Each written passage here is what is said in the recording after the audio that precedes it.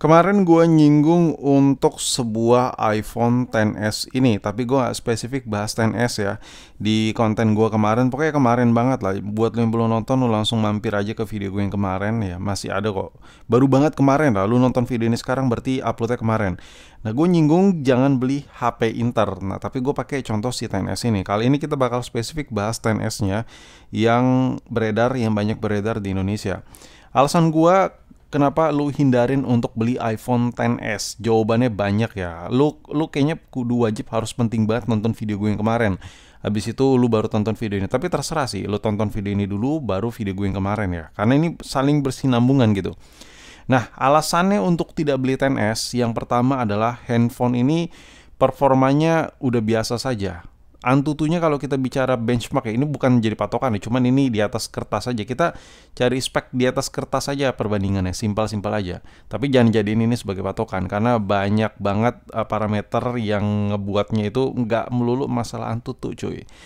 Nah, yang paling penting adalah kalau kita beli HP, HP-nya itu banyak yang masih bawaan Apple, masih Orion ya. Kalau kita bicara iPhone, nah, karena spek benchmarknya itu sebenarnya masih lumayan oke di 690.000 kalau nggak salah si XS ini. Cuman faktanya, realitanya banyak banget XS yang beredar di pasaran Indonesia, apalagi yang versi Inter.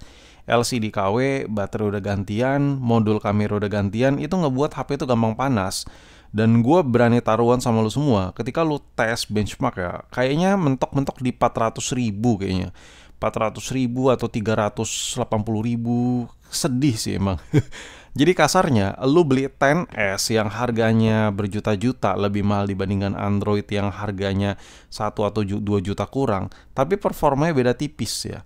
Jatuhnya lu beli XS ini itu performanya kayak Android yang murah meriah. Karena apa? Yang kayak gue bilang tadi, LCD-nya diganti, kameranya diganti, baterainya udah fix gantian, dan modul kamera udah diganti juga. Gara-gara komponen-komponen yang KW tersebut ngebuat iPhone panas. Ketika HP panas pasti ada penurunan performa. Karena ada penurunan performa dan panas, baterai jadi lebih boros ya. Jadi itu saling bersinambungan. Dan yang tahap berikutnya, kenapa lu nggak mesti beli XS? Karena ini model udah jadul anjir. Kayak lu banyak pilihan lagi, banyak option ya. There's small option gitu di luaran sana. Kayak lu beli resmi ya, lu beli resmi si XS ini ya, menurut gue rugi serugi-rugi ya. Kenapa? Better lu ambil Inter deh ya. Ambil Inter, kayak lu beli 12 series atau 12 mini. Kenapa? Performanya beda jauh banget gitu. Memang resmi nawarin IMEI yang aman, sinyal yang aman. Cuman lu bakal nyesek sendiri ketika lu tahu rasanya perbedaan dari si XS ke iPhone 12 series tuh sejauh apa. Kenapa bandinginnya sama 12 bang? Karena harganya udah 11-12, kayak beda tipis. Kayak lu mampu beli yang resmi si XS ini, lu mampu beli si 12 mini ini. Sama-sama aja anjir, harganya mirip parah gitu. Yang resmi ke Inter 12 mini ini. Dan kenapa 12 mini Inter bang? Karena ya harganya serupa gitu. Ya nggak fair juga kalau gue rekomendasiin ini, toto gue suruh lu beli ini, harus ngumpulin duit lagi. Kalau ini nggak, lu mampu beli XS yang resmi, lu mampu beli ini cu. Nah, jadi kenapa ini pilihan ya? Performa beda jauh, layarnya baru ya, nitsnya, PPI-nya semua tuh baru semua. Dan untuk jangka panjang, updatean software nih masih long term sekali dibandingkan yang ini. Dan lo tau gak, gue make XS di tahun 2025 buat ngegame itu udah kurang banget, udah kurang. Karena performanya di harga ya, apalagi lo beli resmi nih harganya berarti masih saat video ini dibuat nggak mungkin lo dapat 2 juta untuk yang full set dengan gigabyte tertinggi. Lo aman ya kalau beli XS yang resmi itu di 3 jutaan plus gitu. Dan lu bayangin 3 jutaan plus lu switching ke Android itu bisa dapat performa kayak gimana anjir. Udah layar 120Hz sudah pasti dapat tuh di Android. Benchmarknya di atas 1,2 juta ya. Kameranya udah pasti bererotan banyak, udah ada lensa lebar, mode malam, potret dan lain-lain. Ini belum ya, si XS ini belum ada apa-apa kameranya. Dan menurut gua fast chargingnya tuh bukan 18 watt, 20 watt kayak si iPhone ini. Nope. Dan yang pasti NFC-nya simpel dipakai dibandingkan ini, ya kan? Nope. Jadi menurut gue untuk daily mendingan lu ambil Android aja di harga yang setara sama HP ini. Tapi kalau lu maksa beli iPhone, udah ini paling bener nih 12 mini ini.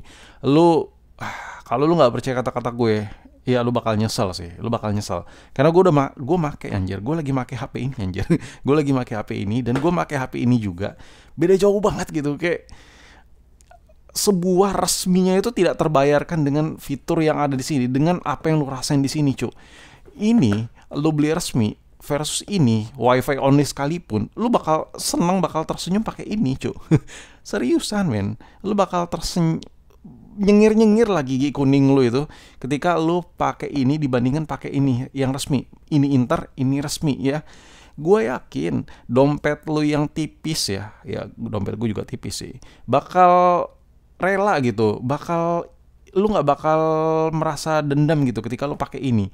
Tapi ketika lu beli resmi ini, dompet lu yang tipis itu sudah makin tipis karena lu baru beli ini yang resmi. Gue yakin lu pasti nyesel anjir, mending ini. Untuk performanya ini di basic di atas kertas kita bisa tahu benchmarknya di 680-690 ribu, ini masih di atas sejuta. Performa selisihnya nih jauh sekali, kencang sekali nih, ini kencang sekali ya, kencang sekali, hampir twice ya, hampir 2 kali lipatnya gitu. Tapi menurut gua, in realitanya antara ini sama ini sebenarnya nggak jauh beda kalau lu bisa dapat ini yang original, entah itu layar masih ori ya kan. Gue lebih seneng kalau lu beli HP apapun itu masih full ori dan lu bisa perdebatkan. Masalahnya di Indonesia lu susah nyari yang full ori, susah men nyari yang full ori ini. Oke, sekarang kita balik lagi fokus ke 10s nya. Dengan kalau gue masukin ke menu dulu, dengan apa yang lu bayar semua di sebuah iPhone 10s itu nggak bakal sesuai dengan apa yang lu dapat ya, nggak bakal sesuai. Layar OLED ya, layar OLED di sebuah HP harga 3 juta resmi, lu coba bandingkan di Android harga 2 juta, menang kemana-mana bos, menang kemana-mana, menang kemana-mana. Nggak, kayak nggak ada titik temunya gitu. Lu nggak ada nilai worth it itu nggak ada di sebuah 10s ya. Lu bakal nyesel anjir. Mendingan beli Android, atau kalau lu mau paksa ya lu mending beli ini series 12, terserah. Kalau lu nggak suka 12 mini, 12 biasa, itu saran gue ya. Jadi masukan gue buat lu, tahun 2025 jangan beli iPhone 10s biasa atau 10s Max. Kenapa? Kalau nggak lu bakal nyesel. Lu bakal nyesel, percaya deh kata gue. Dah, mungkin sampai di sini aja. Ini bacotan gue, tapi tolong buat lu yang nonton video ini coba bantu tulis di kolom komen juga keluh kesah lu pakai 10s nih apa aja, tulis di kolom komen biar teman-teman kita yang lagi nontonin video ini juga jadi tahu info lebih lanjutnya dari usernya langsung. Peace.